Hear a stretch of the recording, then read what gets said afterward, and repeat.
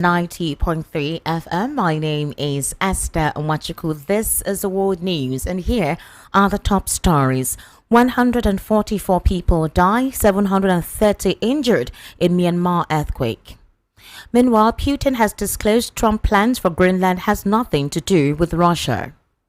Also, in a very recent development, 2 killed, 45 injured during pro-monarchy protest in Nepal. While back home in Nigeria, tension as soldiers Shiites clash in Abuja. Also, in a very recent development, President Tinubu's wife, Remi Tinubu, breaks silence on students mocking chants during Delta State visit. Now, EFCC declares Sanwo-Olu's ally and legal socialite Aisha Achimugu wanted. Also, AICF condemns gruesome murder of northern travelers in Edo State. And in a very recent development, federal government exposes group behind Senator Natasha's recall process. Details now.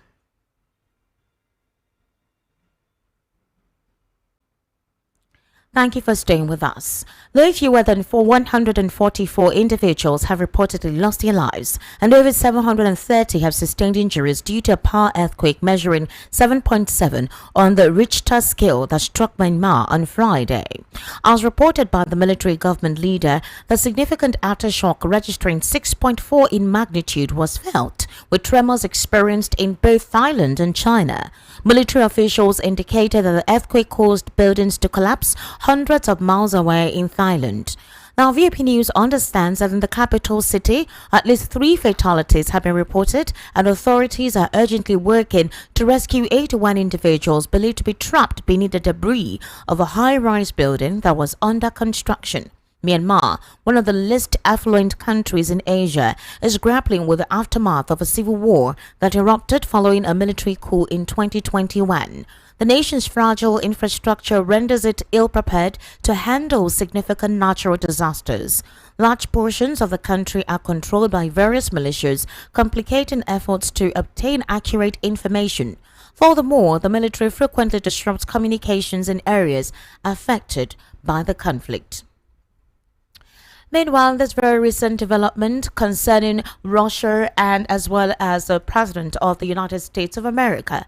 There have been indications that Putin has disclosed, however, in a very recent statement that the world will actually have to hear concerning methods put in place to enhance.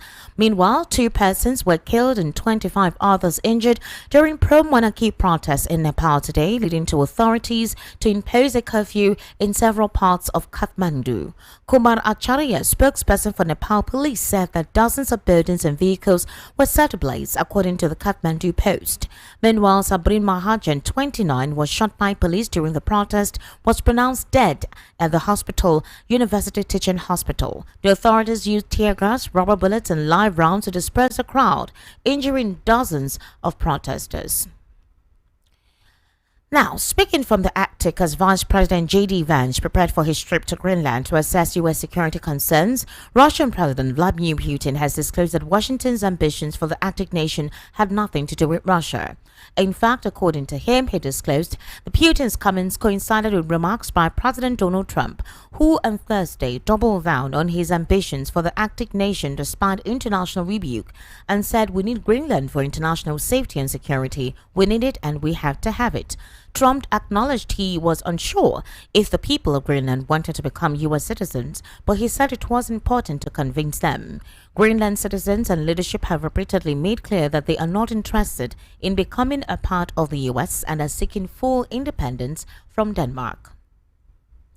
Back home in Nigeria, a violent clash between members of the Islamic Movement of Nigeria and soldiers broke out today at the popular Banex Plaza in Abuja, resulting in a gun battle that left many residents in panic.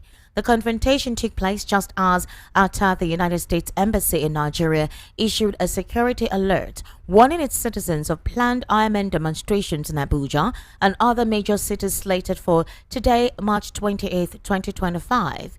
In its advisory, the U.S. Embassy warned of potential disruptions and risk as file in this report. Details surrounding the cause of the clash remains unclear. Also, efforts to reach the federal capital Capital Territory Police Public Relations Officer SP Joseph Ade for comments proved unsuccessful as calls and messages sent to them were unanswered. Now, in this very recent development, as issues begin to impact, First Lady Remi Tinubu has downplayed a viral video of nursing students allegedly mocking her during her visit to Delta State. The students of the nursing school rejected a song introduced by the master of ceremony, calling the wife of the president the mother of the nation. The students said Mrs. Tinubu was the MC's mother and not theirs nor that of the nation.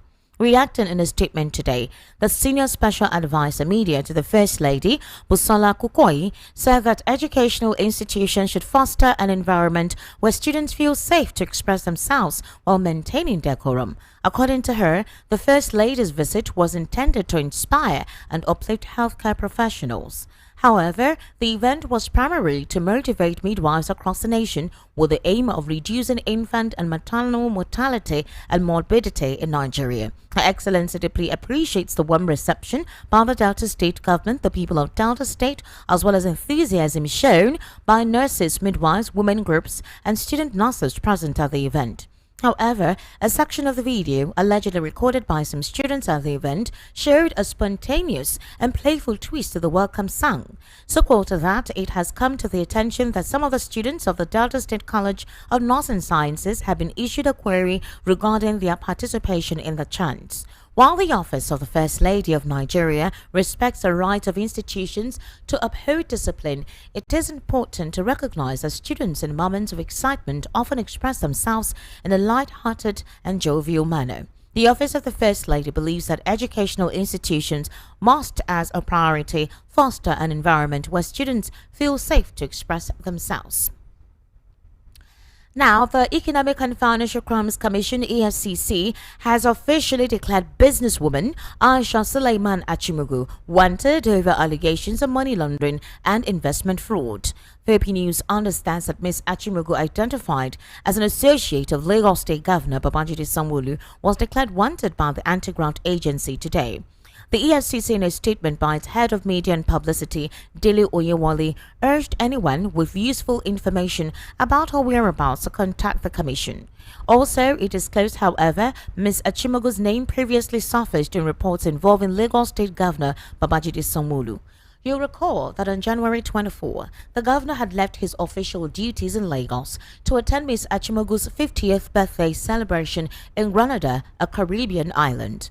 According to Premium Times, Sanwo-Olu reportedly traveled on a private jet and stayed at one of the world's most luxurious resorts. During his absence, several government officials were unaware of his exact location, with some suggesting he was on an official trip to London, while others simply stated he was abroad.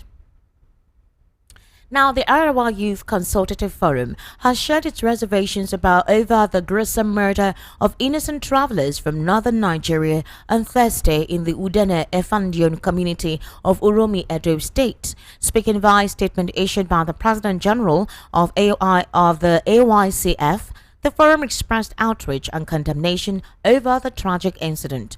They lamented that the travelers were sadly traveling from Port Harcourt to Kano for the Salah festivities when they were falsely accused and brutally murdered. According to the statement, the victims, mostly Hausa hunters, were traveling from Port Harcourt to Kano for the Salah festivities when they were falsely accused and brutally attacked. They were intercepted around 1:30 p.m. by members of the Edo State Security Corps and local vigilantes. An irate mob, incited by baseless allegations of kidnapping, carried out barbaric actions, setting a vehicle on fire with some of the victims trapped inside. Eyewitnesses recounted horrifying scenes where some victims were removed on wheelbarrows and thrown into the flames. The AYCF denounced the mob violence and called for immediate investigation into the heinous crime. Acknowledging the pain and anger within the Hausa community in Uromi and beyond, the AYCF urged for calm, urging their brothers and sisters to remain peaceful and vigilant, essentially to resist the temptation for retaliation and instead seek justice through lawful means. The forum assured its commitment to supporting the affected community and ensuring that such an atrocity is never repeated. AYCF extended its heartfelt condolences to the victims' families and urged relevant authorities to act swiftly in bringing the perpetrators to justice. Reports have emerged exposing the Kogi central groups behind the move to recall Senator Natasha Akpoti-Uduaghan as unregistered entities without legal recognition.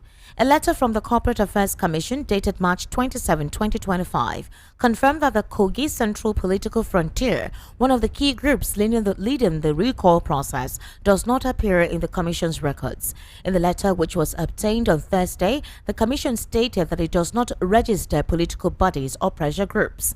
The revelation raises serious concerns about the legitimacy of the recall campaign against Senator Akpoti-Uduaghan, who has been embroiled in intense political opposition since taking office. It also calls into question the credibility of those behind the campaign, as their legal standing is now in doubt. You recall that INEC, in a letter dated March 26 and signed by its secretary, Mrs. Rose Oriaron Anthony, said it has forwarded a notice to Senator Natasha and copied the leadership of the National Assembly, led by Senate President Godswill Akpabio, confirming that the Commission had commenced recall proceedings against her. You're currently listening to the World News right here on Voice of the People, 90.3 FM. We'll take a very short break. When we return, we'll head into a news analysis segment where obviously I'll be joined via the telephone with Barrister Fred Nzako, who is a political, national and social affairs commentator. Do kindly stay with us.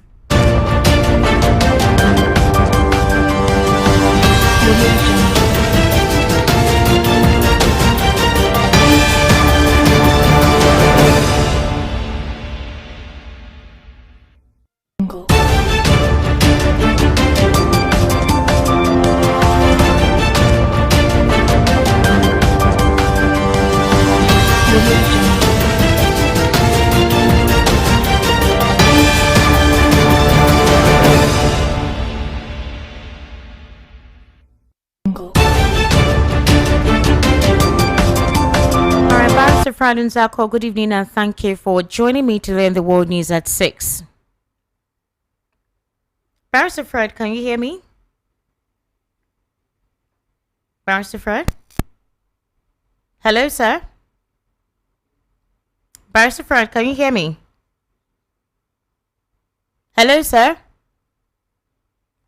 All right, we'll try to make connections again with Barrister Fred Nzako as his output is not coming out very clearly. One of the questions I want to ask Barrister Fred Nzako is concerning the heavy fighting that took place today in Abuja between soldiers and Shiites. Now, it's not the first time we've seen this group of persons. Barrister Fred, thank you for joining me. Can you hear me now? Yeah, I can hear you. Good evening. Good evening, sir. Thank you. Thank you very much for joining us. The clash today in Abuja, I don't know if you've seen the videos circulating on social media between the Nigerian soldiers and the Shiites. During the administration of former President Muhammadu Buhari, we experience things like this. And whenever it happens, there's usually a blockade. Sometimes the military officials or even security agents trying to ensure that there is calm in the city gets injured. We see some of the Shiite movement members also get killed. Now, this prompted the United States of America to issue a security alert to its members in Abuja, specifically at the U.S. Embassy in Abuja, warning them to be careful of certain routes in that region, stating that usually whenever the Shiite movement wants to commence, there's usually bloodshed somehow, shooting and all whatnot. How would you describe the scenario? Well, for the United States to warn the citizens beforehand about this protestation, you call it procession or march, simply shows that the intelligence community of Nigeria ordinarily should be aware that such a procession will take place. And historically, the procession of Islamic Movement of Nigeria, IMN, popularly called Shiites movement, had always ended up with clash. I do not know why. I don't know why there's always a clash between them and the security operatives. Whether it is as a result of the fact that they are not expected to process, or is it that their procession is always violent? I do not know why. But this is the holy month of Ramadan, when it is expected that everybody, every Muslim would observe some level of piety and some level of respect for the religion. coincidentally, it is also the holy month of Christian fast. So if you are either a Muslim or a Christian in Nigeria, you are expected to live with some level of piety and respect for whatever you profess. So it is really surprising and worrisome that there will be such clashes that we are first forewarned, and then it now happened. In times past, there were a lot of loss of lives on account of that, but then they were protesting against what they termed as illegal detention of their leader, Sheikh El-Zakzaky. Yeah, at the time, one would have understood that. So what's the essence of this procession every year? And why must there be shooting? Why must there be clash between they and security operatives? Why must persons be injured or even die in the process anytime they are carrying on with this movement?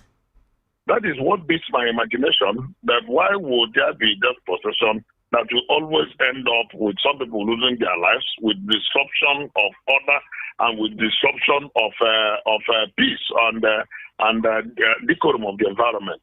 I think it is important that the security community would always act ahead of time to engage the leaders of the movement and understand beforehand what they intend to do, and then convince them to change their mind if they feel it will not be for the best interest of the nation and for they themselves.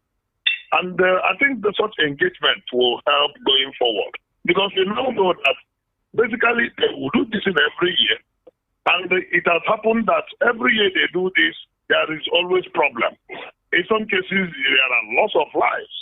So we cannot stand idly by and allow this thing to be repeating itself year in, year out without having to do anything. So I think going forward, engagement, discussion, on the table discussion, dialogue, understanding will help to nip some of the challenges in the board. Okay. So that if they are going to process and it is legitimate procession, then they will be given security protection for them to process. And everybody will now process and go home peacefully. I think when we come to that level, then one will no longer be worried, and then the communities where the cities and the environment where they process will no longer be kept in this kind of trepidation and fear that usually associated with the procession by the movement. All right, Barrister Fred Nzako, let's move on to Kogi State. The federal government, based on reports, have exposed the Kogi Central groups behind the move to recall Senator Natasha Akpoti-Uduaghan as unregistered entities without legal recognition. Now, this letter is coming from the Corporate Affairs Commission, dated the 27th of March, which was yesterday. They confirmed that the Kogi Central Political Frontier, one of the key groups leading the recall process, does not appear in the Commission's records. So this revelation has actually raised questions and serious concerns about the legitimacy of the recall campaign against Senator Akpoti-Uduaghan, who has been embroiled in this intense political opposition since taking office. And it also calls into question the credibility of those behind the campaign, as their legal standing is now in doubt. So how do you describe this, whereby the Corporate Affairs Commission has disclosed that these entities are not recorded anywhere? Obviously seems like the directorate is false. So this campaign against this woman, could it be motivated? Is it politically sponsored? What is the essence of this actually? There are allegations and counter allegations on issues surrounding this recall. Don't forget that Senator Akpoti-Uduaghan ran an election where she had opposition. She had some other opponents that wanted the same seat. She was declared winner, and you want to tell me that the opponents will not want her to be pulled out? That is on one side. On the other side, everything about this recall is political. Everything about what has been going on around Senator Natasha is political, leading some people to emotionally, out of or some outbursts, begin to bring out issues and things that ordinarily were hidden under the cupboard. Now, the private lives of the dramatic personnel are being exposed. Some of them may be truthful, some of them may be false. Now, there's a lot of propaganda to the extent that Nigerian society, Nigerian people, and those who watch the goings on do not even know which one is the truth anymore. Because with the advent of AI and the rest of them, you cannot vouch for everything that you see, especially on the social media. Now, it is obvious that the whole thing is around politics. The people who seek to bring her back, the argument is that if only 54,000 plus people voted for her after intense campaign for months, exactly, how come very easily in a couple of days or weeks, over 250,000 people have now signified intention for her to come back. Meaning more than those that voted her in, actually. More than those that voted her in. For almost 4 times the number of people that voted her in. So it becomes very curious. In that election that brought her to the Senate, less than 116,000 people on the whole voted for all the political parties that participated in that election. And now, to recall her, over 250,000 people have signed their signature. So that simply tells you that there is more to it than meets the eye. At the end of the day, it is still the same Oduana, approaching Natasha, that we were shown that has been performing well on the floor of the Senate, and even doing very well with respect to touching lives and empowerment of our constituents. Now, the question is, are the constituents who have been enjoying her philanthropy, part of the people that are asking that she be pulled back to from the Senate? I think there's a lot of distraction on this matter. So much distraction, and in the face of many challenges that the legislature is expected to tackle and solve. Yes, it is good not to sweep anything under the carpet, but it is also good not to derail the country on issues that are anchored on inanities and do not add anything to the progress of Nigeria. And going forward, one should ask that wisdom should be displayed, wisdom and the love for the country should be displayed over and above personal interest or pulling down syndrome.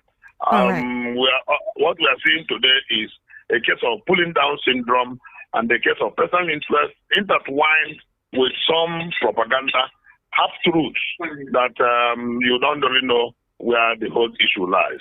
All right, Barrister, let's move on to Edo State. Edo State, Benue, specifically Benue State, actually. You would call that state that they're going through what you call existential crisis. There have been complaints, and we've seen videos and outcry of the residents there of Fulani terrorists terrorizing their farmlands, killing their people, raping their women. In fact, the other time in Enugu, we saw the women protesting, creating a blockade where they said Fulani terrorists are killing off their young ones, their men, and distorting the peace and, will I say, the serenity of their environment. Now, if you recall, because of these instances ongoing, we don't hear if the government apprehends these perpetrators or if there is any justice served to the communities that these people, go all over and prevail, or, will I say, create uncircumstantial instances for them. And because of this, some persons have decided to take matters into their hands. In Edo State, this is not the first time we've seen them take matters into their hands. There was a time they caught a kidnapper, or somewhere where they feel these kidnappers take their victims to. When they were able to apprehend some of them and they feel justice wasn't served on time, they went to the police station where these individuals were kept and burnt that place because they felt that the security officials will not do due diligence in ensuring justice is served. Now, yesterday in Uromi, in Udune Infandion community, Edo State, some persons were burnt alive. Now, this is what they said. They said that this persons, according to the security forces, that is this local vigilante in the area, they caught them, and there were some irate mobs that termed them as kidnappers. And in the process, they burnt their vehicle, and some of the victims were there. They put them in a wheelbarrow and put them on fire. It was a very gory sight. You could hear the man wailing. It was not a pretty thing. Now, Arawa Youth Consultative Forum has given the federal government or the state government, well, it's an ultimatum to fish out the perpetrators, and they're asking their members not to retaliate. You know how it is when they want to retaliate. Would you say that the reason why this activity is taken, where you see mob actions taken, is because the system is so bad? Residents no longer trust the security, they don't trust the judiciary, and they feel to save themselves, they need to take matters into their hands. How would you describe this? Whenever people begin to resort to self-help, it is a very clear signal of failure of governance and failure of government agencies to do their responsibilities, statutory responsibilities given to them by the Constitution. And whenever they fail and repeatedly fail to carry out their duties, the people now tend to resort to self-help. When people cry out about marauding visitors who sack them from their farmland and who decimate their lives with impunity, and they don't get commensurate succor from government, the tendency is for the people to organize themselves to protect their environment and defend their lives and their motherland. And whenever you recall that there was a very viral video where cattle was seen in classrooms of students in Edo State, sacking students and pupils from the classroom and moving around freely, not only in the field of the school, but inside their classroom block. And that simply tells you that there is need for government to rise to the occasion and permanently solve these issues of marauding herdsmen, because it is creating bad blood. Now, when government has failed to do what they are supposed to do, and the people have resorted to self-help, it now leads to jungle justice, which is condemnable. Because the terrible thing about jungle justice is the innocent people may fall victim of mob attack. And that is the terrible thing about it. And that is why we condemn mob attack, we condemn jungle justice in all ramifications. And at the same time, we ask that government must do those things that will not allow the mob to gather. Communication is important. And if government has taken action about the cries of the people, the government should also at the same time communicate their actions to the people. You don't put a lamp and put it under the bushel because it serves no purpose. If government has done something about the cries of the people of Uromi and the environs in Edo State, government should be able to say what they have done, communicate with the people, and if they have not done enough, give them assurance that they will do more, so that people will now have some level of confidence in the government's ability to save them from these marauders. But when government fails in all ways to take care of the people and to even communicate the actions and their plans towards their safety, you may not want to ask the people not to defend themselves. It is a natural phenomenon. The law of self-preservation is the first law of nature, and nobody will sit idly by and allow himself or members of his family or his farmland to be messed up, killed, taken over by people who come from afar. But Barrister Fred, these are things that we need to do to save our environment and to continue to keep peace and unity in Nigeria. Yes, Barrister Fred, it's really a heart-rending situation. Mob action should not be the recourse when a couple of individuals are disheartened with the lackadaisical attitude from government. But let's look at this. Arawa is actually saying that they are hunters coming all the way from Port Harcourt. What are hunters doing all the way from their state of origin to another city? I don't know if you understand what I'm trying to say. They say it's a Salah holiday and that they're hunters. That's a question a lot of persons are asking. And then who knows the kind of situation the local community security members saw them, for them to, maybe they were asking questions and they seemed shady or were not responding properly. And also for the local security not to take them to where you would consider a security outpost where questions will be asked, but rather, actions taken without proper investigation. Would you say that the Nigerian security has failed its people? I want to also draw your mind to a very realistic instance. Do you recall the Labour Party House of Rep member who was kidnapped and killed after 100 million was taken away from his account? You remember that the security team in Anambra State set up by Operation Udogachi. Yes, Operation Udogachi. They were able to get these individuals. Barrister, would you recall that one of the days when they claimed that they wanted to take one of the individuals to the person that supplied them the vehicle that conveyed their movement, the police eventually told us that he escaped. Later, we heard that the rest of them that were in custody died of pneumonia, just like that. We didn't hear any details anymore. They were not prosecuted. We didn't get any further information after we saw the videos of these young boys and they took them to the place where they dumped that man's body. So if you see instances like this, and how is a lot of instances like this have been compromised, would you blame these persons for not doing due diligence and taking them to the security agencies that are meant to do the needful in protecting the people?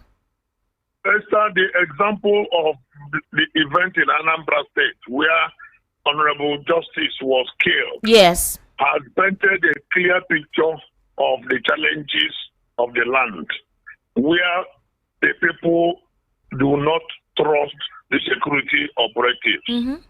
You can imagine that scenario where the Operation Udogachi of Anambra arrested the people that killed the honorable member, only handed them over to the police, only for the police in a cock and bull story come to tell Nigerians that two of them escaped when they went to see or arrest a man who bought the items that they sold to him from the kidnap.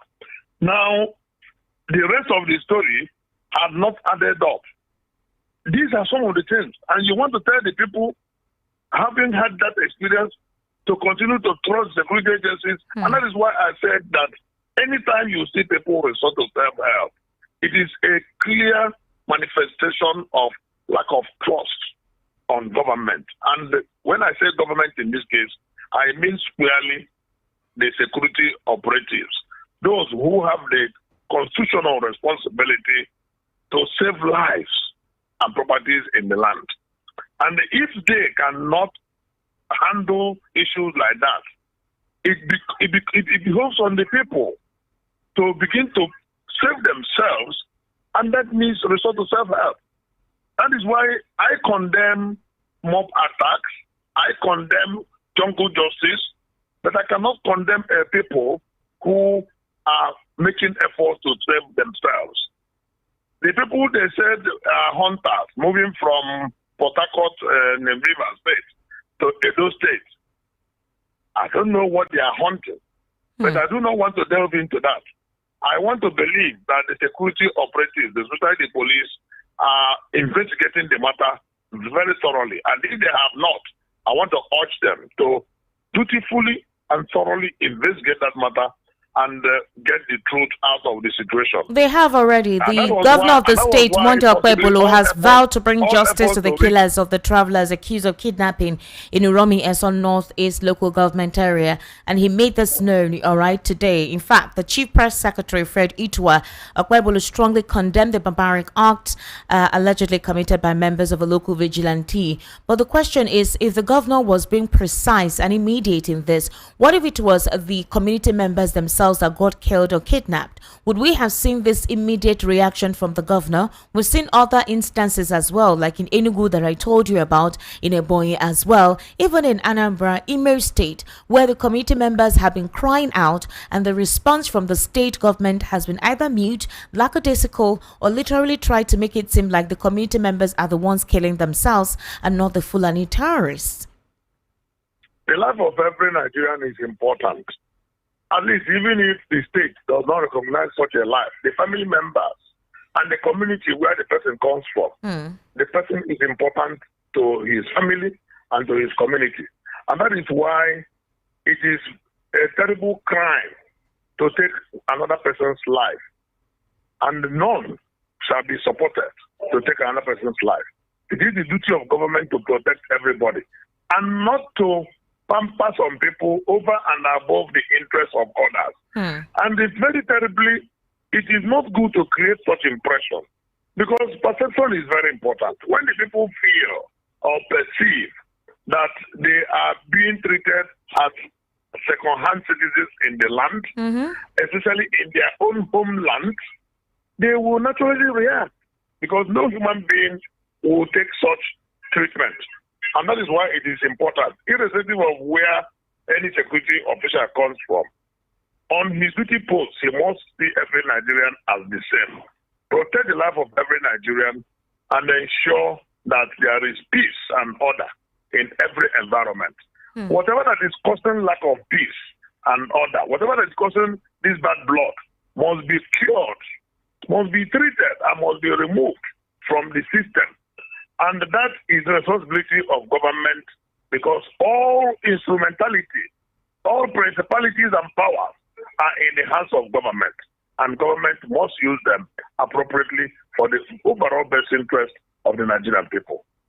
All right, Barrister Fred Nzakwo, thank you so much for taking your time and giving us your insights into some of the stories read out to the World News at 6. I sincerely do appreciate your input. Many thanks. Thank you very much. To wrap up the World News at 6, here again are the top stories. 144 people died, 730 injured in Myanmar earthquake. You also had Putin discloses Trump plans for Greenland has nothing to do with Russia. Also, 2 killed, 25 injured during pro-monarchy protest in Nepal. Meanwhile, tension as surges Shiites clash in Abuja. President Bola Tinubu's wife, Remi Tinubu, breaks silence on students' mocking chants during Delta State visit. EFCC declares Sanwo-Olu's ally and legal socialite Aisha Achimugu wanted. Also, Arawa Youth Consultative Forum condemns gruesome murder of northern travelers in Edo State. And federal government exposes group behind Senator Natasha's recall process. That's a wrap on the World News at 6. My name is Esther Wachuku. Good evening and thank you for listening. Do stay with us for the evening rush at precisely 7.